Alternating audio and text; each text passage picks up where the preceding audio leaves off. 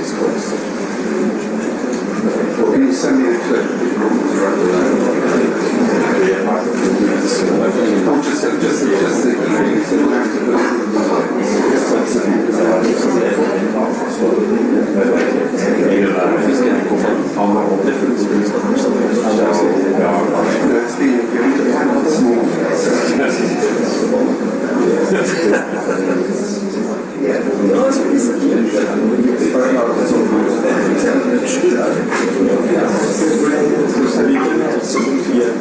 Well, I didn't get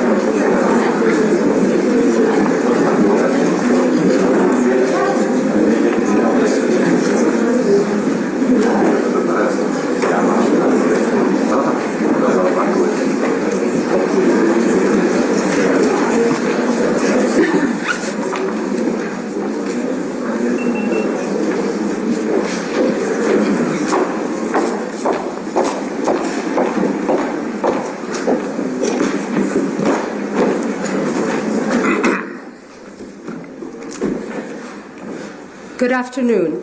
The Secretary-General will now brief you on today's meetings of foreign ministers, after which we will take your questions. Secretary-General. Good afternoon.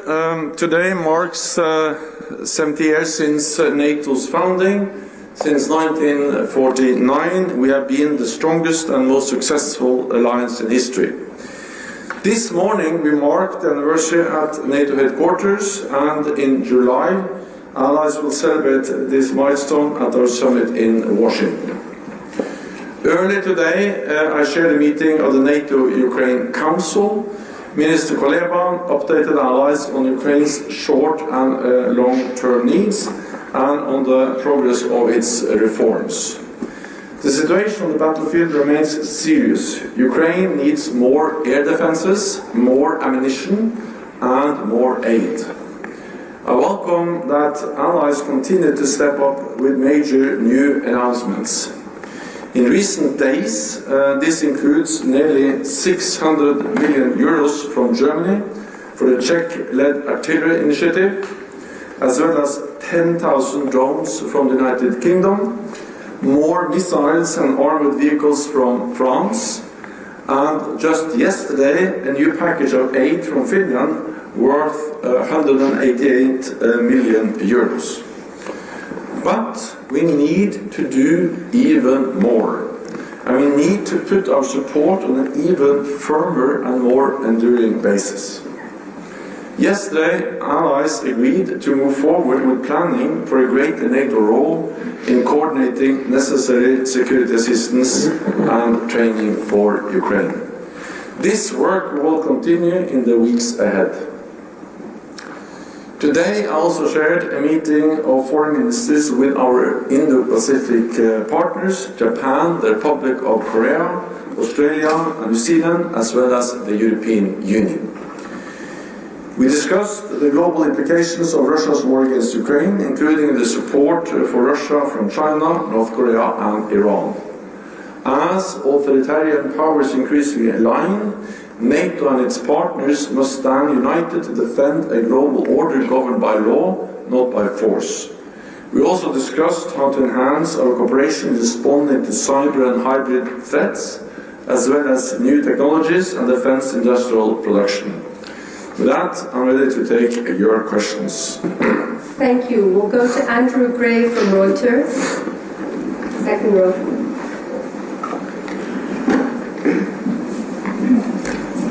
Thank you. Secretary-General, you mentioned Ukraine's urgent need for air defence. Minister Kuleba said there had been some agreement among allies to take some steps. Can you tell us concretely what allies are going to do in order to provide more air defence, particularly Patriots for Ukraine?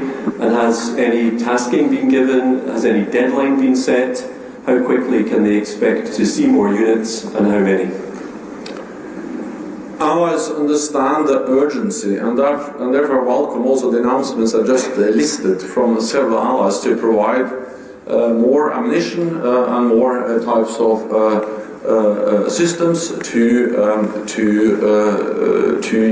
Ukraine. They also understand the urgency of stepping up when it comes to air defense in particular. And therefore allies will now go back and look into their inventories, look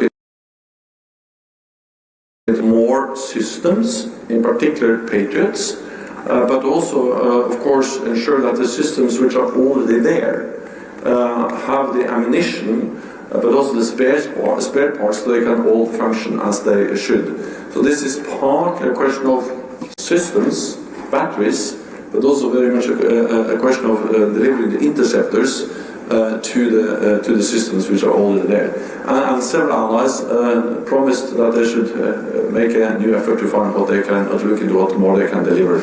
I will not be specific before they are able to conclude, but I just listed several allies that have just over the last days made new announcement of additional support. Thank you. Over to Dan Michaels of the Wall Street Journal, fourth row. Thank you very much. Two questions. One on the efforts for preparations for Washington and the discussions. Can you give any more detail on money and other efforts that you're trying to do there? And you say that the situation on the battlefield remains serious. In Russian social media, there is some discussion that there might be some kind of push in spring. Are allies able to help Ukraine any more in preparing for a Russian offensive if that were to come, especially the U.S., given the logjam in Congress? Thank you. So fundamentally, NATO allies have to do two things. First, we need to mobilize more support in the coming days and weeks. That's an urgent need, and allies have already stepped up. We had an announcement from Germany, from UK, 10,000 drones from the United Kingdom, additional support from Finland, hundreds of millions of euros from Germany. So things are happening as we speak, and allies will see what more they can do in the coming days and weeks. That's the urgent need to provide air defense, missiles, ammunition. But then we also have to do another thing, and that is to ensure that we are able to establish a stronger and more robust and more predictable framework for the long-term support. So this can continue on a predictable basis, be less dependent on ad hoc, voluntary, short-term announcements, more dependent on long-term, agreed, predictable commitments. So it's not either or. We need immediate, urgent support, and then we need to work on the more long-term structures. We agreed yesterday to start the planning. Zakor, our Supreme Allied Commander, has now been tasked to put up a proposal for a framework. That will then be some kind of structure which will then enable us to have more transparency, more predictability. And then, of course, this structure should be underpinned with some kind of financial commitment. That's fundamentally two elements of the same task: have the structure and have the funding. So I'm not able now to go into more details because we have now started the planning. We have agreed what we call the NAC initiating directive to start this planning, and then when we have the advice from Zakor, we will be able to make more precise decisions. But it's not when we do this work, when Zakor is conducting his planning, it doesn't mean that we pause. We will continue to mobilize support. And we have, of course, the bilateral support. We have the Ramstein, the US-led Ramstein format. We have EU. We have the multilateral capability coalitions. So there are many ways we can provide support while we are waiting for a more robust, predictable NATO structure to further strengthen our support. So, Thank you. Over to Ukrainian news agency, Dmytro Kuleba, third row. Thank you. Thank you so much for the floor, Dmytro Kuleba, National News Agency of Ukraine. Just follow up, some Western media gave a quite gloomy picture of the future Russian advances and also about the Ukrainian ability to resist. From your point of view, what is the real situation on the battlefield now and what can we expect in the nearest future? And to follow up, if I may, we have a few already incidents when Russian missiles blown against Ukraine by crossing the allies' borders. So that is there discussed the idea to create some kind of a security belt along the Ukrainian borders to protect allies countries? Thank you. The situation on the battlefield is difficult. And we have seen how Russia is now pushing along the front line, and how Russia is mobilizing more troops, but also how they are willing to sacrifice men and material for marginal gains. But of course, this is serious, and that's exactly why there is an urgency when it comes to mobilizing more support for Ukraine. Fundamentally, there are two possible scenarios. One is that NATO allies are able to mobilize more support, and that Ukraine is able to regain more territory. And the other scenario is that we are not able to do so. And then there is a real risk that Russia will capture even more territory, and that we will be in an even more dangerous position. And the thing is that the only way to reach a just and lasting peace in Ukraine is to have a strong Ukrainian armed forces. Because that's the only way to convince President Putin that he will not win on the battlefield, and that's the only way to then convince him that he has to sit down and negotiate some kind of acceptable solution where Ukraine prevails as a solid independent nation. I strongly believe that's possible, because the Ukrainians have demonstrated that they are extremely capable. They are capable of using the material, the equipment provided by NATO allies. Because we have to remember again where this war started. It started with that most experts believed that Russia was going to take control of Ukraine within weeks and Kiev within days. That didn't happen. The Ukrainians have liberated 50% of the territory that Russia occupied at the beginning of the war.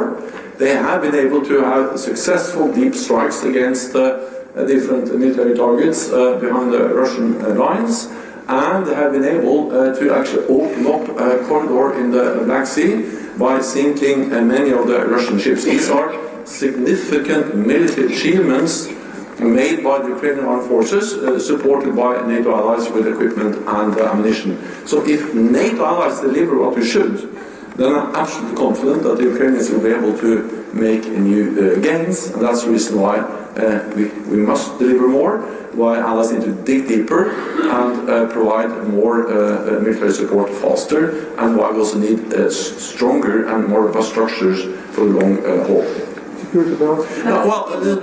We have already increased. The first thing, the day of the invasion, on the 24th of February 2022, we met here at the NATO headquarters. We did two things. First of all, we decided to step up our support for Ukraine, and allies have provided unprecedented support for Ukraine. The other thing we did was to actually activate NATO's defense plans by giving StopKor, our Supreme Allied Commander, more authorities to move more forces.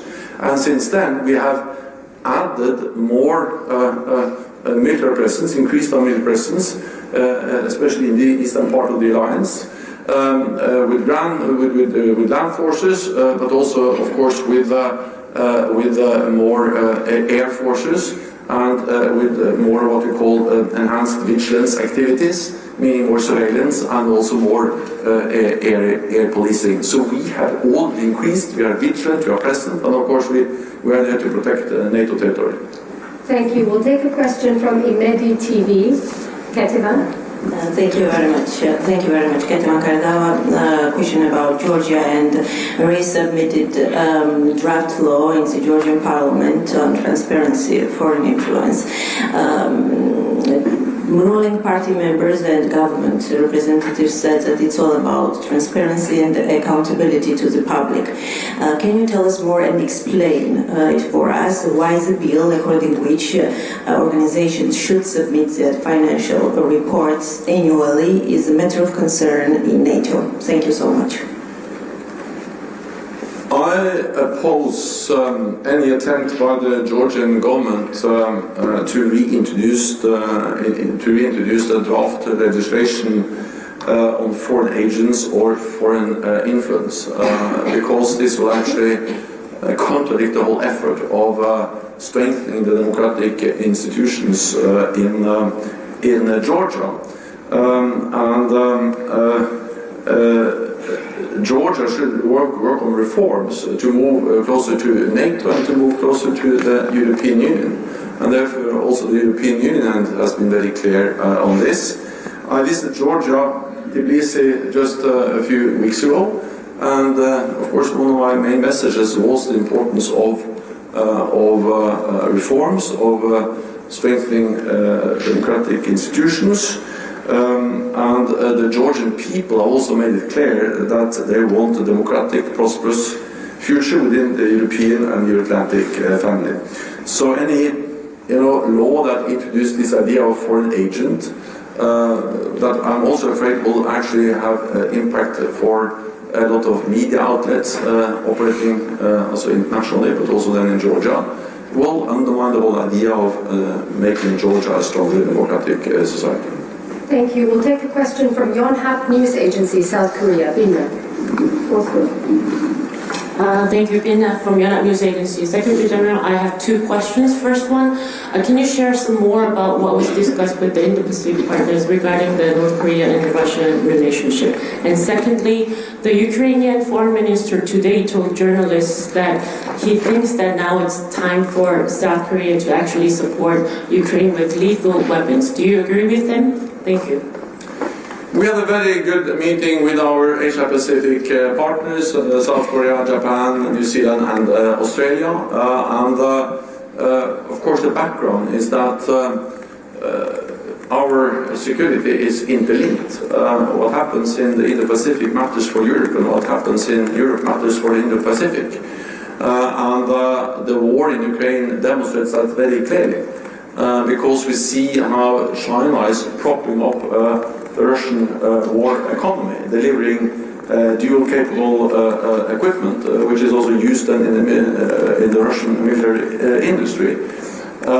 In return, Moscow is mortgaging its future to Beijing. And then we see how Iran, North Korea are delivering ammunition, missiles, drones to Russia, and then in return, Russia is delivering technology for the missile and nuclear programs of these countries.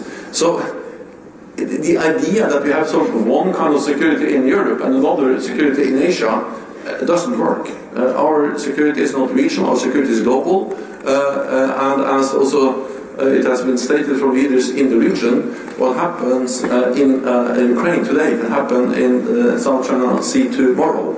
So this interlinked security is the reason why it's important that we work together. This is partly about practical cooperation. We're looking into what more we can do, both in providing support to Ukraine, but also on cyber, hybrid, and on other areas, where we hope to get agreed on new projects at the summit in Washington to build on what we already do together with our Asia-Pacific partners. But also about sending a very clear message to Moscow and to Beijing that actually we see what they do, and we see how authoritarian powers are now more and more aligned, and that makes it just more important that democratic, like-minded states, nations are working together. Let me highlight, this is not about making NATO a global alliance. NATO will remain an alliance of North America and Europe. But our security is interlinked with the security in the Asia-Pacific region. And therefore we need to work with our partners in that region to address those global security challenges. When it comes to exactly what kind of specific support the different Indo-Pacific countries and partners are able to provide to Ukraine, I will not, be too specific. I'll just say that any support is welcome. Many of those partners have already provided a lot of support to NATO's comprehensive assistance package. Australia has delivered some armored vehicles, and also they also have some surveillance planes in Poland, and other partners have delivered other types of support. It's for the individual partners to decide exactly what type of support. Thank you. Two more questions, one to Rai and then to Euractiv. Over to you, Marie. Thank you. The Kremlin spokesperson Peskov said that NATO countries are involved now in Ukraine, and they are expanding their military infrastructure to our borders, he said. And so now the situation is that the level is slipped between Russia and NATO to a level of direct confrontation. How do you answer to this? So NATO is not party to the conflict, and NATO will not be party to the conflict. But NATO is providing support to Ukraine to help them defend themselves. And we just have to remember again and again what this is. This is one country, Russia, attacking another, invading another country, moving forces, battle tanks, planes, missiles across the border to take control over Ukraine. And that's a blatant violation of international law. It's a full-scale invasion. That's what happened on the 24th of February. And of course Ukraine is defending their land, defending their territory, and it is enshrined in international law, it's enshrined in the UN Charter, that self-defense is legal. You have the right to defend yourself. And that's exactly what Ukraine does, and we have the right to support Ukraine in defending themselves, and that's what NATO allies are doing. We don't have any plans of having any NATO combat troops inside Ukraine. There have been no requests for that, but the Ukrainians are asking for equipment, for ammunition, for weapons, and we are providing that to Ukraine. That doesn't make NATO allies part of the conflict, but we support Ukraine in upholding the right for self-defense. And a final question to Olivia, Euractiv. Hi, thank you. Earlier it was mentioned you were discussing the southern neighborhood with NATO allies addressing instability and shared security. You also received a report from experts on the situation in the southern neighborhood. What was the foreign minister's feedback on the group's report? What recommendations were made, and what will be discussed by members going forward regarding NATO's relationship with and strategy in the MENA region? Well, last October I established a group of independent experts to provide advice to NATO on how we, in an even better way, can address both the challenges we see in our southern neighborhood, but also the opportunities. This is about terrorism, it's about instability, but it's also about the value and the opportunities in working with partners in our southern neighborhood, be it North Africa or the Middle East. We have just received the report. I expect that the group will make the report public. There are different proposals there about how we can work more closely with partners in the Mediterranean region. We have close partnership with countries like Jordan, with Tunisia, with Mauritania. We also have, of course, some presence in the Middle East. We have a mission in Iraq. So we speak about very different countries, different challenges, different opportunities. But of course, that matters for the alliance, and therefore I'm looking forward to the discussion that will now take place based on the report, and then hopefully to see some ambitious conclusions being made by the heads of the government when they meet in Washington in July. Thank you. It's a wrap. Thank you. Thank you so much.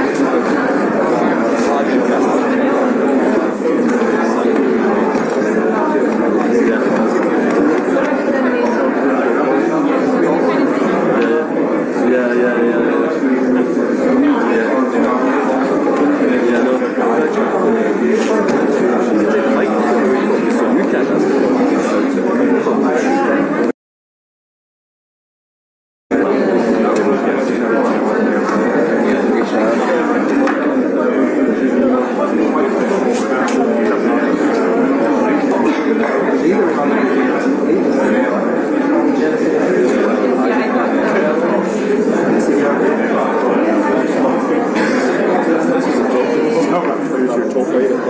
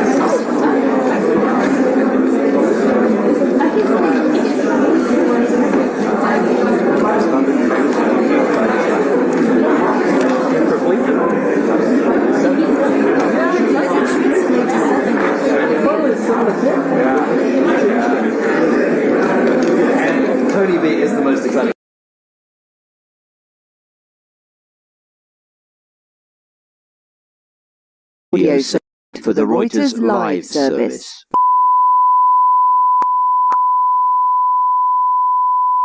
This is the primary audio circuit for the Reuters live service.